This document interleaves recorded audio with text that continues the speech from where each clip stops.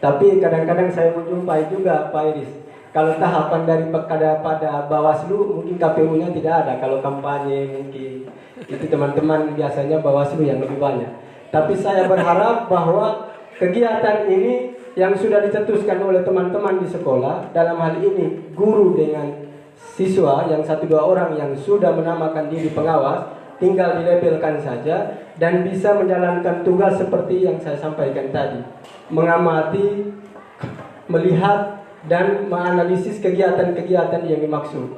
Sehingga tadi mohon maaf Pak Pion, saya sudah jelaskan bahwa ketika guru-guru yang mengaku diri pengawas dalam urusan berdemokrasi ketua OSIS dan membiarkan sesuatu kelalaian dan mencederai satu sama lain, maka itu tugas guru harus segera menertibkan. Karena pengawas ada pada sisi guru. Tapi karena ini ketua OSIS, maka di guru itu juga harus menambahkan 1-2 orang siswa untuk bisa dimasukkan untuk melengkapi kegiatan pengawasan. Karena berdemokrasi, KPU tanpa Bawaslu tidak akan bisa dinamakan demokrasi. Sama halnya di sekolah, ada MPK, maka MPK itu harus melekat dengan pengawasan. Semua tahapan yang dikeluarkan MPK, wajib pengawas harus mengetahui. Pelaksanaan yang dilaksanakan MPK, wajib mengundang Bawaslu. Karena kalau yang kita laksanakan pemilu, yang mungkin teman-teman KPU, kalau Bawaslu belum datang, mohon maaf saja, kita belum bisa ditetapkan. Karena KPU dan Bawaslu adalah mitra untuk pelaksanaan. Ya, lanjut. Ya, kembali lagi dari yang tadi. Ya, partisipasi publik pemilu dalam menjadi tolak ukur demokrasi. Pemilu yang demokratis diperlukan daya parameter yang dijadikan dasar untuk menentukan apakah pemilu itu berlangsung jujur, adil, atau tidak. Keterlibatan lembaga pemantau independen, peranan media massa, peranan partisipasi publik masyarakat umum menjadi kata kunci dalam melihat pelaksanaan pemilihan umum. Jadi yang mengawasi di sini bukan sebatas saja guru-guru dengan teman yang sudah mengatakan diri pengawas, bahwa semua pemilih yang ada di sekolah sini itu juga bisa berperan sebagai pengawas. Ketika melihat salah satu kegiatan yang misalnya ada indikasi yang mencurigakan tentang memenangkan satu paket yang ada di sekolah sini, segera melaporkan kepada mereka-mereka atau teman-teman guru yang nyatanya menyatakan diri sebagai pengawas. Karena pengawasan ini kalau kita mau melihat daripada moto dari Bawaslu, Badan Pengawas Pemilihan Umum, motonya jelas, yaitu bersama Bawaslu tegakkan keadilan pemilu. Jadi misalnya Bawaslu itu yang menegakkan keadilan pemilu, tapi yang mengawasi itu bersama rakyat. Makanya dikolaborasi bersama rakyat mengawasi pemilu, bersama Bawaslu tegakkan keadilan pemilu. Sehingga pelaksanaan demokrasi yang di sekolah ini, bagaimana bisa keadilan bisa terjaga, adanya adalah pengawas. Seperti itu. Jadi kalau bicara pengawas, maka untuk memastikan keberhasilan demokrasi secara baik, mari kita bicara pengawas itu secara baik. Bagaimana peran pengawas itu bisa baik? Setiap tahapan MPK wajib ada pengawas, itu pasti. Dan pengawas tidak harus pada MPK saja, tapi kegiatan-kegiatan misalnya istirahat siang, karena itu masa dalam suatu kegiatan pelaksana, tidak ada kompromi-kompromi. Saya kasih kamu pulsa supaya kamu pilih paket nomor 1. Itu kalau ditemukan, Parva dengar Parva. itu kalau ditemukan, maka segera lakukan tindakan-tindakan untuk mencegah kegiatan itu secara baik. Seperti itu. Yang berikut, memfasilitasi partisipasi publik dalam proses-proses pemilu dengan cara melibatkan masyarakat, melibatkan lembaga pemantau independen, membuka peran-peran media massa, dan melibatkan secara luas partisipasi publik masyarakat menentukan kualitas pemilu dan akan sedang berlangsung. Ya, lanjut. Mendorong proses demokrasi lebih lanjut. Proses pematangan demokrasi antara lain ditandai dengan adanya pelembagaan politik serta tumbuh meluasnya partisipasi politik. Ini tanggung jawab daripada kita semua. Kalau dari konteks umum se-Kabupaten Flores Timur, kita punya tanggung jawab untuk memilih, yaitu kalau bahasa kerennya tidak golput. Tetapi itu kita tanggung jawab untuk memilih, untuk menentukan masa depan kita 5 tahun ke depan. Tapi dari konteks sekolah, maka tanggung jawab semua orang bagaimana supaya memilih ketua OSIS ini dalam rangka untuk memajukan sedikitnya ekstrakurikuler. Misalnya untuk melakukan kegiatan-kegiatan inovasi di sekolah dan lain sebagainya. Itu adalah tanggung jawab. Ketika misalnya kita pilih orang yang salah, maka ketika kegiatan mandek jangan salahkan yang lain. Karena itulah demokrasi. Tidak semua orang bisa jadi ketua OSIS, tapi dilahirkan demokrasi untuk bisa melakukan kegiatan pemilu ataukah pemilihan hari ini. Seperti itu, bisa paham ya? Yang berikut, Ini sarjana pendidikan juga. proses tersebut proses pendampingan partisipasi rakyat yang merupakan sisi lain dari koin demokrasi yang sama. Pemilihan umum merupakan pijakan awal untuk mendorong proses pematangan kehidupan berdemokrasi. Bahwa demokrasi itu adalah salah satunya jalan seperti yang Pak Ketua sampaikan tadi, tidak semua. Yang kalau kita terapkan di kampung tadi saya sudah gambarkan, mungkin Pak Bion juga tahu, bela terlokal, suku kita punya semua pasti bermusyawarah, itu bagian dari demokrasi. Namun berdemokrasi dalam konteks besar yang sekarang ini, tentunya kita tidak bisa mengadopsi kegiatan-kegiatan yang ada di kampung. Berdemokrasi tetap kita lakukan, tapi musyawarah mungkin tidak akan terjadi dalam rangka kegiatan untuk pemilihan bupati. Maka lahirlah demokrasi untuk kegiatan pemilihan umum seperti itu. Lanjut. Ya. Demokrasi adalah gabungan dari dua kata, yaitu demos dan kratos, yang diambil dari bahasa Yunani. Berarti rakyat, dan kratos berarti pemerintah. Jadi demokrasi dapat diartikan sebagai suatu pemerintahan di mana rakyat memegang suatu dan sangat menentukan. Ya, saya pikir ini Pak Ahmad Jalani juga mungkin sudah jelaskan ya. Mungkin guru PPKN. Ya, lanjut. Pengawas pemilu partisipatif pada pelajar, yakni bentuk partisipasi pelajar untuk meningkatkan kualitas pemilu dengan cara terlibat dalam pengawasan tahapan pemilu, serta melaporkan pelanggaran pemilu kepada Bawaslu sebagai lembaga yang bertugas mengawasi proses pemilu dan menindaklanjuti dugaan pelanggaran pemilu. Ini konteksnya. Makanya saya sampaikan tadi bahwa Bawaslu itu dalam konteks satu kata, dia mengawas. Maka mengawasi itu sudah melekat pada teman-teman dalam hal tadi, sudah menyampaikan sebagai pengawas. Itu satu yang melakukan sebagai pengawas.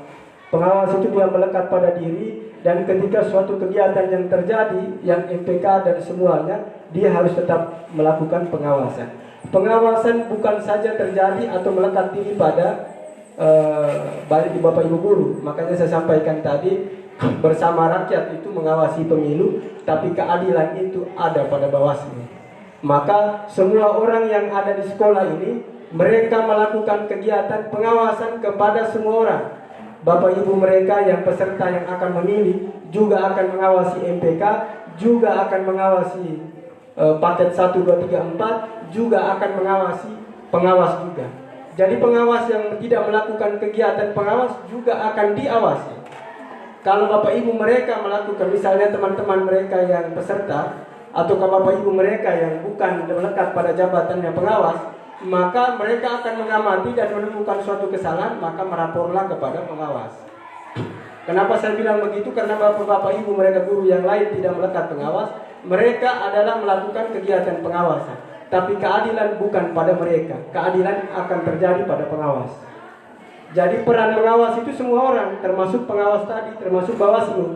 Tetapi keadilan tidak terjadi pada semua orang. Keadilan itu hanya ada pada Bawaslu dan hanya ada pada mereka yang melekat diri pengawas yang guru-guru tadi.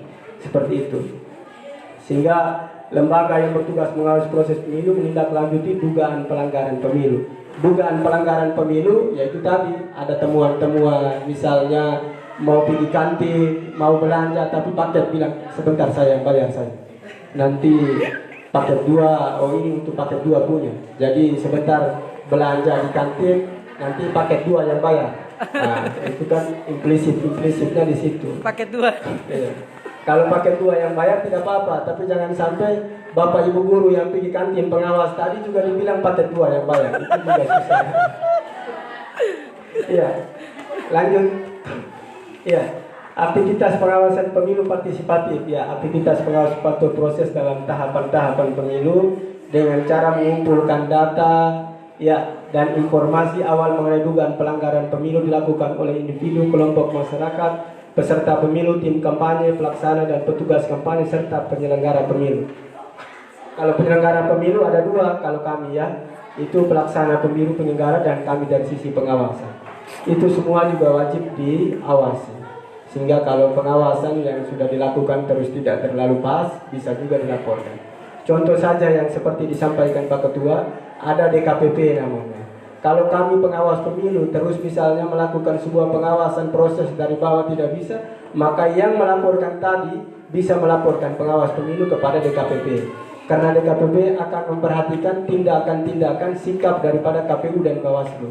Mereka lah yang punya hak untuk bagaimana sikap tegas untuk kepada mereka-mereka yang tidak melakukan proses pemilu yang berbadan itu untuk diberhentikan.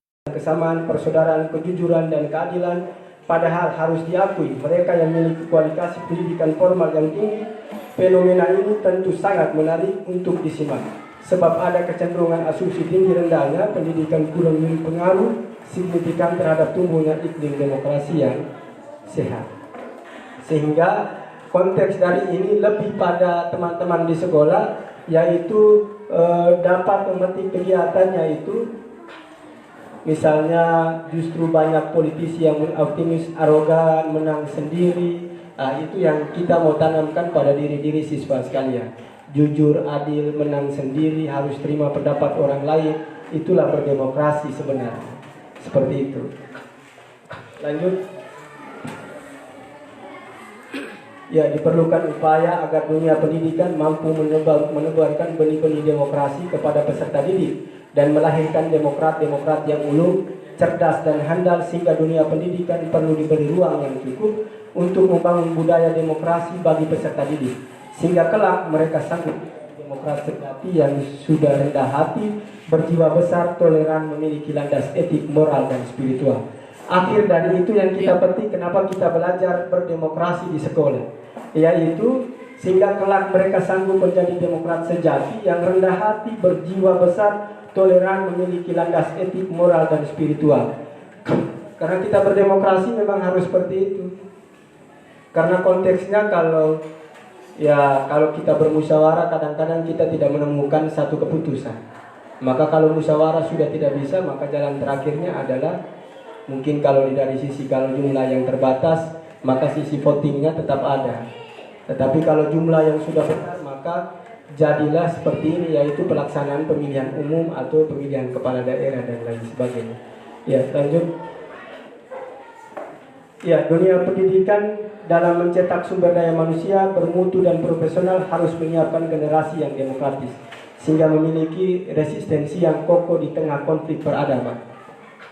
Saya pikir ini ya kita belajar, sehingga kami coba menyampaikan segala sesuatu poin-poin ini, sehingga kita bisa menerapkan dari diri kita masing-masing. Ya, semoga saja mungkin setelah kami, ya mungkin ada teman-teman dari SMP negeri yang akan menggantikan kami nanti. Ya, kalau Pak Kor ini kan juga Pak Ketua KPU dari Adonara Timur juga, Ketua Bawaslu dari Adonara Timur juga. Sehingga kita berharap supaya berdemokrasi tentunya penting, tetapi jiwa terbuka, jiwa lapang dada itu harus tetap ada pada diri kita masing-masing. Kadang-kadang berdemokrasi juga pasti ada kalah menang, pasti ada masuk dan tidak masuknya. Tetapi itulah demokrasi yang wajib kita teladani. Lanjut.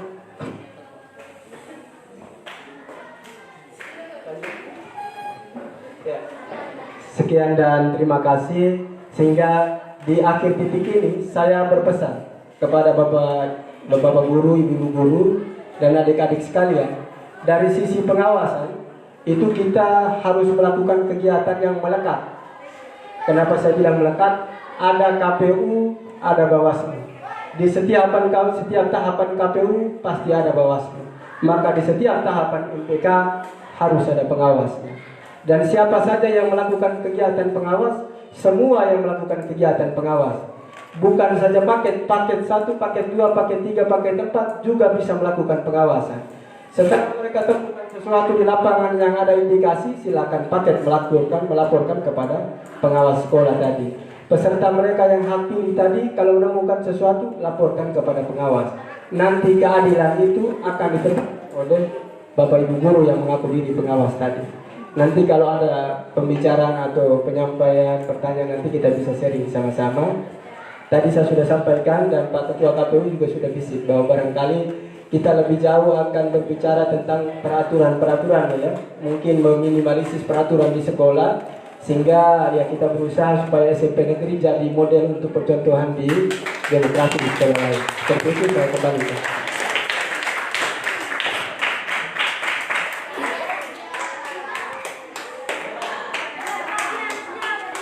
Terima kasih Bapak Ketua Bawaslu. Acara selanjutnya kita ada sesi tanya jawab. Namun sebelum terbentuknya badan pengawas, MPK juga jangan sekali-sekali bekerja untuk paket ini. Atau teman-teman guru, kalau MPK melihat ada teman-teman guru atau bapak ibu guru ke kantin, kamu makan, kalau ini menang saya traktir kamu nantinya. Laporkan langsung ke Pak Pur sebagai kesiswaan. Paket pun sama. Kalau melihat apa bapak ibu guru, kalau kamu tidak pilih ini, nilai kamu sekian. Laporkan mereka. Nanti ditegur oleh Pak Pur sebagai kesiswaan. Ini belajar. Tidak usah takut. Hal yang baik kita sampaikan. Ini proses pembelajaran kita berdemokrasi dan bicara soal kejujuran. Selanjutnya kita sesi tanya jawab. 3 penanya. Yang pertama bakal calon paket 1 sampai paket 4. Siapkan pertanyaan masing-masing. MPK juga siap pertanyaan dan perwakilan kelas juga siapkan pertanyaan. Sehingga 3 pertanyaan ini untuk disampaikan kepada Ketua Bawaslu, Ketua KPU, teknis-teknis apa selanjutnya kita melaksanakan proses pemilihan Ketua OSIS atau pada umumnya proses pemilihannya. Silakan. Yang pertama paket 1, 2, 3, 4 ada pertanyaan? Ya silakan dari paket 1. Sabar. Berdiri, perkenalkan nama.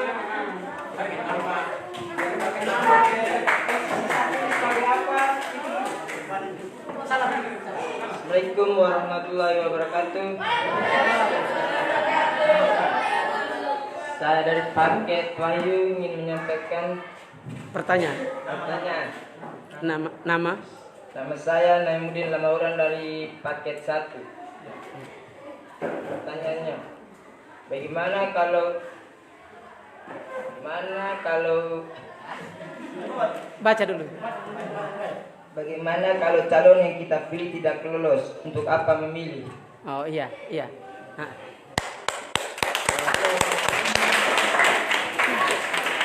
Mungkin di paket 2, 3, 4 ada pertanyaan lagi? Tidak usah takut. Sampaikan saja, ini pembelajaran buat kita. Mungkin paket 2, paket 3, paket 4 ada pertanyaan?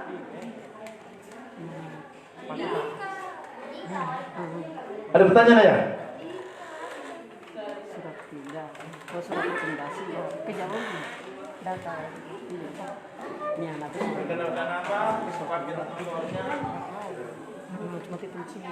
Assalamualaikum warahmatullahi wabarakatuh. Saya dari paket 4. Perkenalkan, nama saya Andika Saputra Ratuloli. Pertanyaannya, bagaimana cara menjadi ketua OSIS dan wakil OSIS yang baik? Oh iya. Minta pendapat. Mohon pendapat. Dari MPK mungkin pertanyaan untuk sebagai tim pelaksana sekaligus tim pengawas. Mungkin teknis-teknis apa proses ke depannya sehingga bisa diadopsi untuk dilaksanakan di sekolah ini. Silakan. Ketua mungkin atau sekretarisnya atau logistik yang bisa dilaksanakan di sekolah ini.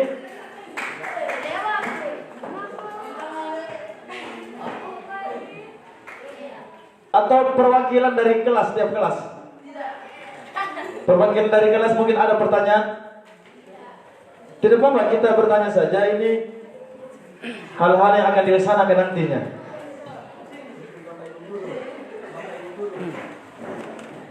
Oke, kalau dari saya yang pertama, ini mungkin dari untuk saya dan untuk adik-adik saya yang di sini.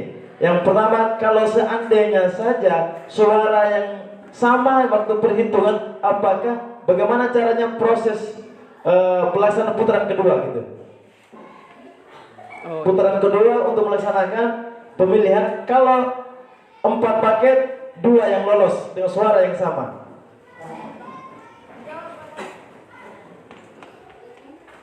Contoh tadi seperti Pak Ketua KPU menyampaikan, kalau laki-laki dengan perempuan suara yang sama diambil perempuannya. Tapi ini kita bakal calon 2 pasang. Lalu terus kalau 2 paket 1 dengan paket 4 yang suara yang sama, apakah pakai 4 yang maju atau pakai 1 yang maju?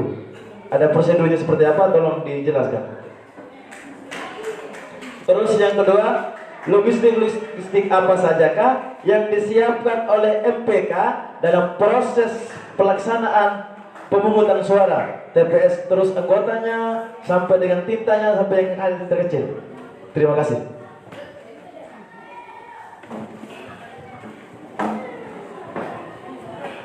Bismillahirrahmanirrahim. Assalamualaikum warahmatullahi wabarakatuh. Selamat siang untuk kita semua. Bapak Ketua KPU bersama anggota, Ketua Bawaslu, hadir di sini juga Ketua PPK ya. PPK. Iya, mantan Ketua PPK Adonara Timur, peserta didik sekalian. Baik, terkait dengan materi tadi ada beberapa hal yang ingin kami sampaikan. Yang pertama, mewakili lembaga kami menyampaikan terima kasih atas kehadiran Bapak dari penyelenggara pemilu baik dari KPU maupun Bawaslu. Yang kedua, kami menyampaikan terima kasih selain kehadiran mau berbagi ilmu. Yang ketiga, sepanjang materi tadi dengan baik saya menemukan bahwa ini peserta sekalian, bapak-bapak penyelenggara ini membawakan materi yang sebenarnya dalam skop pemilihan secara di aspek politik, tetapi tadi menyederhanakannya untuk peserta didik dalam konteks pemilihan OSIS. Dan ini bagi saya satu hal yang sangat luar biasa. Kita tepuk tangan untuk bapak-bapak narasumber dulu. Yang berikutnya, terus terang selama sekolah ini berdiri dari tahun 1960 sampai dengan 2020 ini, kami baru sekali ini melaksanakan pemilihan secara langsung, pemilihan OSIS secara langsung, dan menggunakan mekanisme sebagaimana pemilihan umum pada umumnya. Berikut lagi, karena hal itu maka tentu sekali ada banyak kendala, kekurangan, evaluasi yang kami temukan dalam pelaksanaan ini. Dari beberapa pemaparan tadi mungkin para narasumber bisa menyampaikan poin-poin penting dari evaluasi terhadap pelaksanaan yang mungkin sudah kami sampaikan tadi, tahapan-tahapan yang sudah kami lalui, kemudian hal-hal penting lainnya yang mesti kami ingat, kami garis bawahi lagi. Berikutnya, melalui kesempatan ini mewakili lembaga kami juga menyampaikan, melalui surat juga kami sudah sampaikan, dan dalam kesempatan ini kami sampaikan pula, kami ingin pemilihan ketua dan wakil ketua OSIS ini polanya seperti KPU dan Bawaslu laksanakan, sehingga kami minta tolong kalau ada logistik yang bisa kami pinjam, mungkin bisa dipinjamkan untuk pelaksanaan pemilu OSIS kali ini. Kemudian yang berikutnya kami juga menyampaikan kalau bisa pasti ada di setiap jenjang di tingkat kecamatan itu ada Bawaslu tingkat kecamatan dan ada KPU tingkat kecamatan. Kalau bisa kami minta nanti 1-2 orang bantu kami di saat pemilihan yang berlangsung pada tanggal 12 minggu depan, hari Sabtu. Kalau bisa Pak Ketua, kesempatan ini juga kami minta, Pak Mantan Ketua juga ada, Pak Ketua tolong bantu kami tenaga 1 orang, Pak Ketua Bawaslu juga tolong bantu kami tenaga 1 orang. Dan tadi saya sudah sampaikan Pak Camat, beliau juga nanti mendampingi proses pemilihan sampai dengan selesai, sampai perhitungan. Ini niat kita bersama untuk menanamkan nilai-nilai demokrasi dalam diri anak. Tadi saya sudah sampaikan, esok lusa kalian harus punya mimpi menjadi seperti Ketua KPU, Ketua Bawaslu, bahkan menjadi bupati, menjadi gubernur, bahkan menjadi Presiden Republik Indonesia. Terima kasih atas kesempatannya. Assalamualaikum warahmatullahi wabarakatuh. Selamat siang. Selanjutnya, baik, saya serahkan kepada yang pertama mungkin Ketua KPU untuk menjawab beberapa pertanyaan. Setelah itu ke Ketua Bawaslu.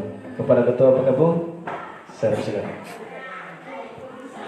Baik, terima kasih. Ini luar biasa. Baik pertanyaan maupun beberapa gagasan diskusi kita tadi. Dan kami bertiga akan merespon. hal yang ditanyakan itu juga bisa dijawab oleh Pak Arif sebagai Ketua Bawaslu. Demikian pun saya sebagai Ketua dan Pak Arif sebagai anggota KPU. Semua materi itu kami bertiga bisa jawab semua lah, karena kami dari yang kami kerjakan itu yang juga diawasi oleh Bawaslu. Oke, beberapa hal saya tidak yang pertama dan seterusnya. Saya hanya merespon beberapa hal yang tadi disampaikan secara bergantian. Pertama terkait dengan logistik ya. Logistik saya kira yang paling penting nanti pada saat terutama di hari pemungutan suara. Itu pasti ada tempat pemungutan suara. Ya, tempat pemungutan suara. Itu tempat pemungutan suara itu kita harus pastikan bahwa tempat itu akan menjamin pelaksanaan pemilihan ketua OSIS itu berjalan dengan memenuhi asas-asas pemilu. Orang bisa datang langsung memilih, orang bisa datang mereka yang sudah terdaftar menjadi DPT pemilih itu berhak dilayani secara baik. Kemudian ada aspek kerahasiaan, untuk seseorang pemilih pada saat memilih tidak boleh diketahui pilihannya oleh orang lain. Demikian pun suasana diciptakan supaya jangan mengganggu semacam keributan atau apa, atau suasana yang mempengaruhi pilihan dari pemilih. Saya kira ini jangan berpikir bahwa nanti pilih bupati baru kerahasiaan ataukah suasana tidak gaduh itu disebut TPS. Kita mulai belajar dari sini. Para calon ketua OSIS, para pemilih juga mesti dilatih untuk mulai memilih secara cerdas, dan mereka juga diberikan ruang untuk dipilih secara terhormat, bahwa mereka ketua karena terhormat. TPS, ya, harus akomodatif untuk semua orang. Boleh pilihannya dalam kelas, boleh juga di luar ruangan, outdoor bisa, sepanjang menjamin aspek kerahasiaan. Begitu ya, di TPS. Dari sini di dalam TPS juga harusnya ada meja untuk ditempatkan alat coblos dan bilik suara, gitu ya. Itu boleh. Kami saya kira sekali lagi di TPS juga tempat yang cukup menjamin semua orang bisa akses. Meja tidak perlu terlalu tinggi, seukuran anak-anak SMP itu di di TPS. Sedangkan tadi yang PS bilang, kalau seandainya ada pemilih juga di antara kita adalah dikategorikan sebagai pemilih difabel, pemilih disabilitas, misalnya ada yang, mohon maaf ya, misalnya ternyata dari pendataan pemilih kita itu ada siswa kita yang ternyata cacat misalnya, yang harus ke sekolah menggunakan kursi roda misalnya. Artinya tempat pemungutan suaranya juga dibuat supaya dia juga dapat coblos di meja yang dapat diakses. Kalau rendah ya sediakan dia juga meja yang sedikit rendah sehingga dia bisa coblos kayak gitu ya. Oke. Kemudian ada bantalan coblos, kemudian ada alat coblos. Alat coblos silakan, pilihannya macam-macam, tetapi yang kami biasa gunakan adalah terbuat dari paku, hanya paku saja untuk melubangi kertas surat suara. Itu artinya lubang-lubang yang dibentuk dari bahan selain paku itu dinyatakan tidak sah. Begitu. Paku silakan, ukurannya silakan. Kami bergas itu pakai 10 cm. 10 cm. Lalu ada batas ada gabus spon itu untuk sebagai landasan surat suara sehingga dicoblos surat suaranya tidak robek. Kalau tidak dialas dengan spon, kemungkinan itu dia bisa terobek ataukah tidak terlubangi secara baik. Secara teknis ya di TPS, begitu. Nah, kemudian juga harus diatur, disetting juga mana tempat duduk MPK, ya, mana tempat duduk MPK, kemudian mana tempat duduk para pemilih, lalu mana pintu masuk, mana pintu keluar. Silakan. Jika pun misalnya pakai ruangan kelas yang cuma satu pintu, silakan diatur di dalam kelas itu kita masuk kemudian jalan untuk keluarnya, silakan diatur, gitu ya. Nah, jadi ada kebutuhan untuk logistik itu ada alat coblos, bantalan coblos, kemudian ada juga tadi bilik suara. Yang penting bahwa dia menjamin akses maupun menjamin kerahasiaan, gitu. Kemudian yang berikut, saya tidak tahu apakah di sini perlu menggunakan tinta untuk sebagai tanda bahwa dia ini sudah coblos. Sepanjang guru-guru atau pengawas tadi bisa memastikan bahwa satu siswa setelah dia menggunakan hak pilih langsung masuk lagi, tidak apa-apa. Itu tidak penting ada tinta. Tapi sepanjang merasa bahwa jangan-jangan ada anak-anak yang punya otak busuk, misalnya dia sudah nyoblos di TPS 1, dia bisa kemungkinan nyoblos di TPS 2. Bahkan bisa ada penanda itu supaya nanti kalau dia ke TPS 2 lagi orang sudah cek, oh ini sudah ada tinta, ini berarti Anda sudah coblos, Anda tidak boleh coblos lagi, kayak gitu. Ini pilihan bebas saja di sini. Boleh menggunakan tinta, boleh juga tidak. Yang penting ada tanda yang menyatakan bahwa dia ini sudah memilih. Begitu ya, silakan lihat. Nah, kemudian di situ di dalam kita juga butuh wadah berupa kotak suara. Kotak suara untuk mengisi surat suara yang belum terpakai maupun yang nanti setelah terpakai surat suara itu dari bilik suara kita masukkan ke kotak suara. Demikian pun mungkin formulir-formulirnya. Silakan pilihannya. Apakah disediakan juga formulir untuk rekapitulasi hasil pemungutan suara? Dibutuhkan atau tidak? Pilihannya di sini. Kami hanya rekomendasikan saja. Hasil pemilihan umum itu, kalau dulu itu generasi kami hasil pemilihan OSIS atau ketua kelas itu kan cukup saja. Walaupun kita tulis di kertas, tetapi kan diumumkan di papan tulis calon A berapa, calon B berapa, dan setelah itu selesai dan habis, kita tidak punya dokumen lagi. Dulu kan juga tidak ada foto. Sekarang itu bisa jadi karya sederhana ditulis bapak, di foto tidak apa-apa. Tapi kan itu pilihan di sini. Silakan ada sertifikat yang menuliskan tentang hasil si calon dapat berapa, calon B dapat berapa, jumlah pemilih yang terdaftar berapa, jumlah pemilih yang menggunakan hak pilih berapa, yang tidak datang berapa, surat suara sah berapa, tidak sah berapa, silakan. Itu kami punya beberapa formulir yang nanti Pak Guru mereka di sini bisa bantu untuk terjemahkan lebih sederhana lah. Oh iya. Nah, gitu. Jadi ini kita ingin itu sekaligus beberapa tahapan yang mungkin coba didorong.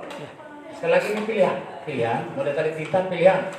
Silakan menggunakan tinta untuk memastikan seseorang sudah coblos. Silakan boleh pakai tinta ataukah boleh pakai tanda lain sehingga orang itu tidak dobel. Gitu. Lalu setelah orang nyoblos, setelah itu kemudian penghitungan misalnya, pilihannya adalah apakah butuh sertifikat formulir untuk mengisi tentang perolehan suara si calon A, B, C per TPS. Demikian pun tentang jumlah pemilih yang terdaftar berapa, yang datang gunakan hak pilih berapa, yang tidak datang berapa, surat suara sah berapa, tidak sah berapa. Silakan sertifikat, kami titipkan yang sertifikat itu tinggal nanti disesuaikan saja. Sederhananya di sini seperti apa? Tetapi saya ingin kita agak lebih modern sedikit. Dulu kan saya cerita tadi, si A tulis di papan tulis gitu. Si A 30, si B 20, dan setelah itu habis. Padahal itu kita butuh dokumentasi dan pertanggungjawaban. Bila-bila misalnya pertanyaan tadi ada tadi itu yang Pak Guru tadi, bagaimana dengan kalau ada yang suaranya sama? Membayangkan kalau ditulis di sertifikat, gimana caranya panitia itu tahu bahwa ini suara sama? Itu dokumennya tidak kuat mungkin kuat untuk MPK, dia sudah punya TPS 1, TPS 2, TPS 3, tapi tidak cukup kuat untuk mungkin calon merasa, oh jangan-jangan dimanipulasi ini. Karena itu rekomendasi kami adalah sertifikat hasil penghitungan suara itu penting. Silakan dibuat sesederhana mungkin. Menjelaskan tentang data pemilihnya. Intinya itu, memuat tentang data pemilih, lalu memuat tentang pemilih yang datang menggunakan hak pilih, lalu surat suara yang digunakan, lalu surat suara sah tidak sah, termasuk juga hasil perolehan masing-masing calon. Calon dapat berapa begitu. Itu supaya nanti bila terjadi kemungkinan ada gugatan tadi kan misalnya dia rasa tidak puas, dia kan juga punya hak untuk gugat, dia punya hak untuk menuduh MPK main tidak adil, dia juga punya hak untuk menuduh guru main tidak adil, boleh. Karena itu sertifikat menjadi penting. Sertifikat nanti selain untuk kepentingan MPK juga laporan ke sekolah juga kan bagi ke mereka ini para calon, dia juga harus tahu hasil dia kemarin per TPS 1, 2, 3 dan kan gitu. Kayak gitu ya. Oke. Itu yang mungkin nanti ditambahkan apa? Silakan dipikirkan, dibuatkan sesederhana mungkin. Gitu. Lalu terkait dengan dukungan sarana prasarana, kemarin setelah komunikasi lisan dengan Pak Pion, lalu disambung dengan surat ke sana, itu ada logistik yang kami dapat support ke sini. Barangnya dari kardus yang kemarin kita pakai pemilu terakhir, kami bisa support itu adalah kotak suara sama bilik suara. Bilik suara itu. Sedangkan paku kami mungkin kemarin sudah hilang semua. Spon juga kelihatan tidak ada lagi. Jadi silakan nanti spon Upayakan di sekolah. diupayakan kami bisa support yang itu saja. Bilik suara sama Kotak suara sama kotak suara. kotak suara. Memang di kami mestinya bisa ada hibah kotak suara hasil logistik hasil pemilu kemarin berupa kotak bilik suara ke beberapa lembaga itu. Tapi kami masih lihat karena kemarin hanya permintaan satu sekolah dari sini, itu kami belum bisa memutuskan untuk apakah itu dapat dihibah atau tidak. Kalau misalnya diminta oleh dinas P dan K misalnya untuk kepentingan kepentingan pemilihan OSIS entah mulai dari SD, SMP ya, SD, SMP, SMA kan mungkin sudah di provinsi. SMP saja itu saya kira bisa. Kalau dinas minta itu kami akan, karena banyak, tinggal nanti dia distribusi ke SMP semua. Tetapi mohon maaf Pak Pion, kami itu tidak bisa kirim ke sini. Kalau bisa itu ada staf guru yang ke sana. Di sana itu nanti kami pilihannya pulang itu mendingan dibawa yang kami sudah bongkar tanpa terakit gitu. Ya. Kalau dirakit kan nanti capek. Dia kan kami sudah bongkar, rakitan kami sudah bongkar. Nanti ada satu guru yang ke sana atau dua supaya staf kami akan kasih belajar cara merakitnya. Ini siapa tadi? Sama mantan ketua PK juga tahu. Nanti dia pulang dia bisa atur. Siap. Sehingga bawa ke sana itu kan dalam bentuk lipatan, datang sini baru dirakit saja. Kayak gitu. Susah ya? Siap. Oke. Kemudian nanti ditambahkan lagi tambahan itu tentang detail kotak suara itu. Detail kotak suara itu kan TPS 1, TPS 2, TPS 3 untuk membedakan saja. Lalu segelnya sepertinya ada mungkin segel. Nah, segel itu memastikan setelah surat suara itu sudah dihitung semua, tambah dengan formulir atau apa, baru diisi ke situ sebenarnya. Nanti segelnya itu dibuka pada saat dilaksanakan pemungutan suara. Kayak gitu ya. Jadi kami hanya bisa support itu ya Pak Pion. Bilik suara sama kotak suara. Nah, kebutuhannya realnya berapa itu nanti coba di WA saja. Sehingga nanti saya pastikan kalau yang dipersiapkan itu masih kurang, nanti kami support lagi untuk kepentingan sejumlah TPS ini. Begitu. Oke. Kemudian tahapan yang penting tadi itu juga termasuk satu hal yang ya rekapitulasi. Saya ingin konfirmasi kalau kita di pemilu itu hari coblosnya pagi misalnya hari ini dari jam 7 sampai jam 1 rekapitulasi juga harus, karena rekapitulasi memang bertingkat, tetapi rekapitulasi di TPS juga harus selesai hari itu juga. Begitu. Nah mungkin tadi yang saya belum tangkap adalah ya MPK ini nanti kan kita akan membentuk TPS. TPS kan ada 3. Nah, gimana sistem rekapitulasinya untuk menggabungkan 3 TPS ini? Itu yang akan dipikirkan. Nah, silakan dipikirkan. Kan pasti di TPS 1 juga nanti akan direkap dulu. Dengan formulir yang sudah disiapkan. Direkap, calon A dapat berapa, calon B dapat berapa, calon C, jumlah pemilih, jumlah surat suara. Begitu teknisnya memang harus dia sepadan. suara calon itu dia harus padan dengan jumlah suara yang digunakan, begitu kan? Iya. Lalu jumlah pemilih yang hadir. Jangan-jangan selisih begitu. Nanti kami kebetulan di sana. Perhitungan teknisnya itu nanti bisa panggil ada tadi. Iya. Taufik tadi. Taufik. Untuk kalau misalnya menggunakan sertifikat, lalu menggunakan perhitungan klop antara pemilih yang terdaftar, pemilih yang hadir, jumlah surat-suara yang digunakan, lalu surat-suara sah dan tidak sah dengan jumlah yang diperoleh oleh masing-masing calon. Lalu termuat dalam sertifikat tata cara itu. Begitu ya? Oke. Nah, nanti akan coba didiskusikan gimana caranya rekapitulasi di atas TPS. Jadi kan TPS 1, TPS 2, TPS 3, masing-masing sudah direkap. Bagaimana menggabungkan ini? Bagaimana menggabungkan 3 TPS ini? Minimal ada rekap lanjutan. Silakan diberi nama, misalnya rekap 1 oleh NPK-nya rekap, misalnya rekap 1 di tingkat TPS, silakan. Itu kan masing-masing mereka berlima kan bagi diri dong. Iya, bagi 2 orang atau 1 orang di TPS 1. Betul. Silakan dia rekam. Iya.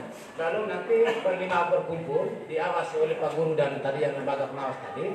Silakan direkam di tingkat 2 atau tingkat sekolah lah. Iya, tingkat sekolah. Nanti penjaga TPS 1 dia laporkan hasil yang di TPS 1 sekian. Dari TPS 2 dilaporkan gitu.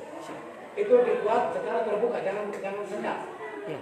Dari yang senyap itu nanti mereka masing-masing nanti dilaporkan. Itu senyap. Padahal aspek pemilu yang dibangun di sini adalah aspek transparansi juga.